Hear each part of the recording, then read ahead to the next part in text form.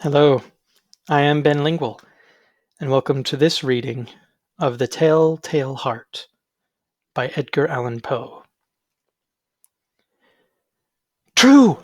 Nervous, very, very dreadfully nervous I had been and am. But why will you say that I am mad? The disease had sharpened my senses, not destroyed, not dulled them.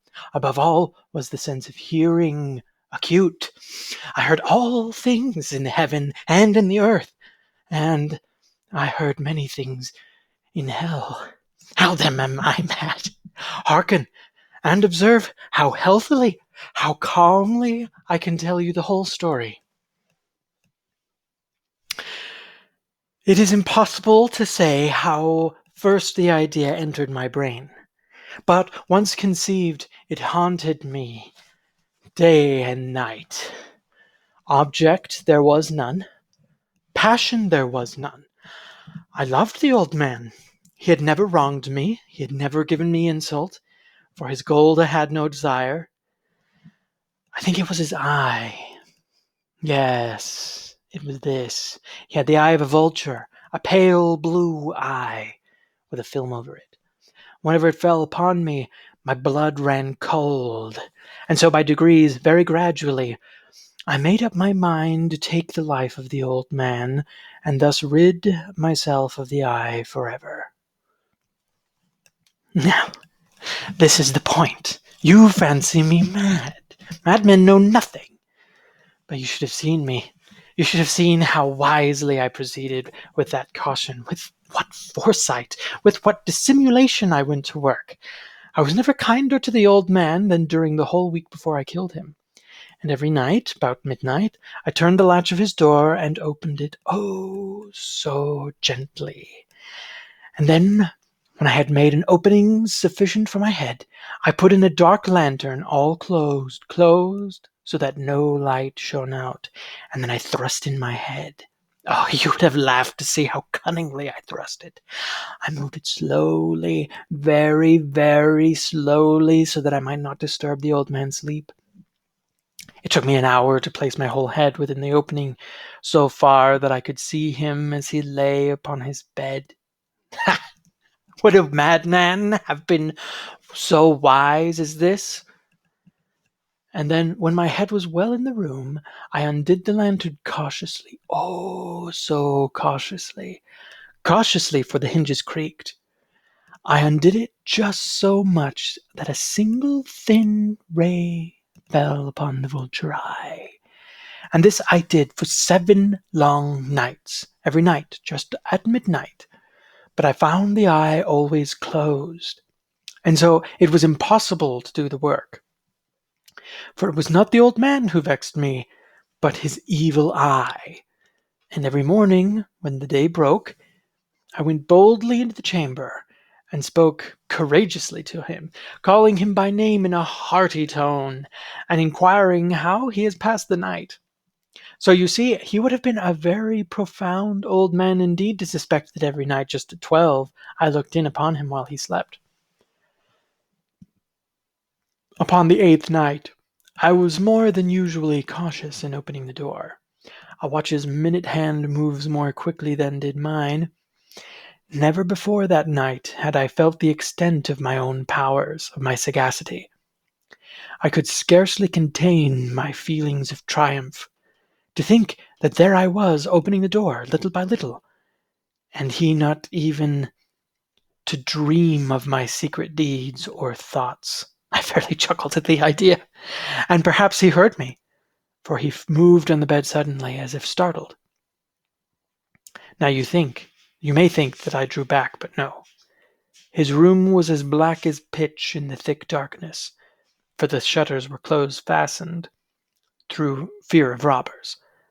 And so I knew that he could not see the opening of the door, and I pushed it, and I kept pushing on it steadily, steadily.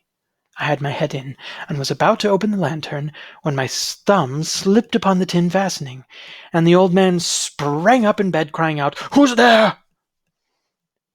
I kept quite still, and said nothing. For a whole hour I did not move a muscle. and in the meantime I did not hear him lie down.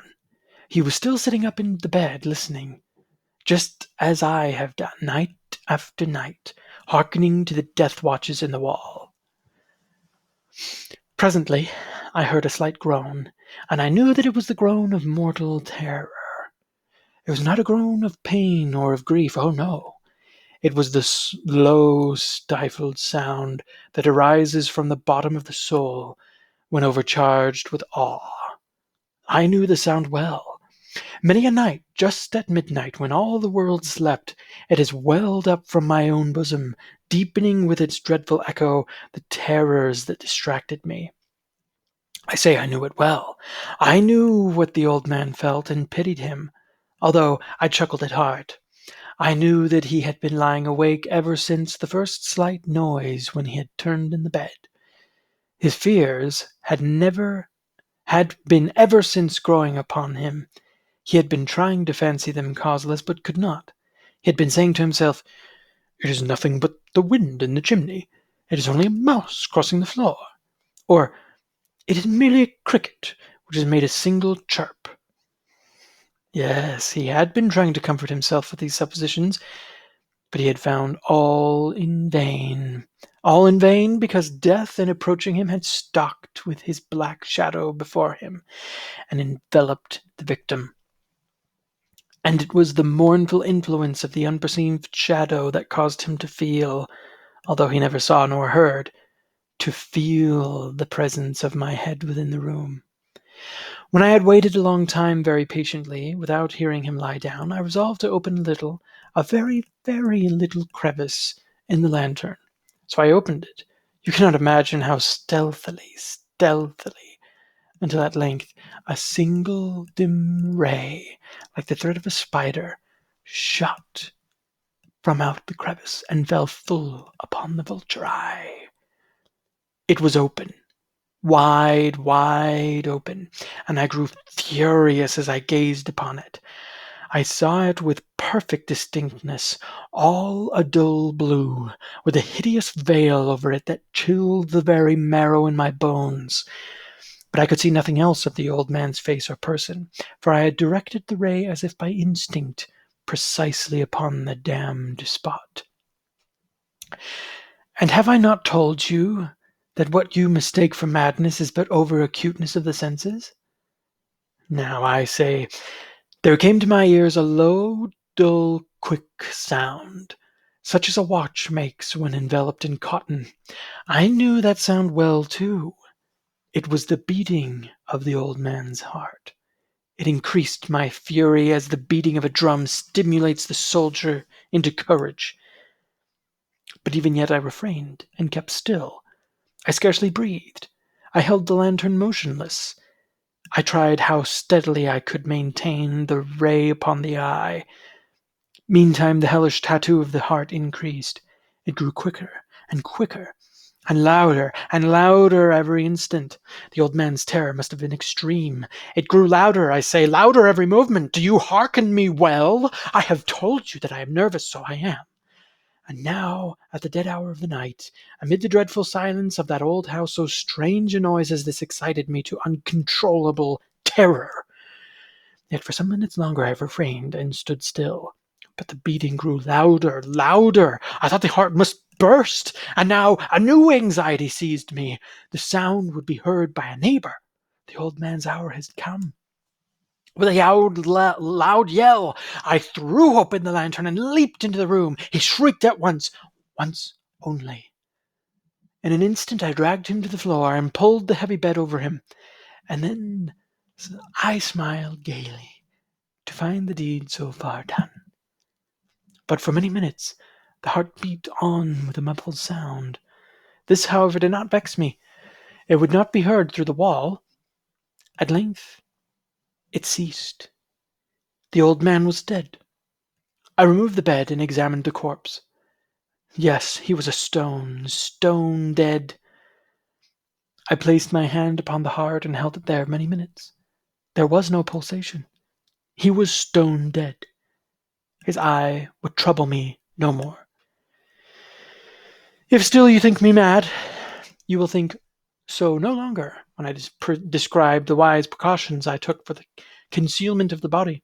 The night waned, and I worked hastily but in silence. First of all, I dismembered the corpse. I cut off the head, and the arms, and the legs. And then I took up 3 planks from the flooring of the chamber and deposited all between the scantlings. I then replaced the boards so cleverly, so cunningly, that no human eye, not even his, could have detected anything wrong.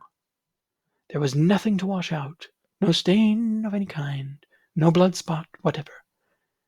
I had been too wary for that. A tub had caught it all.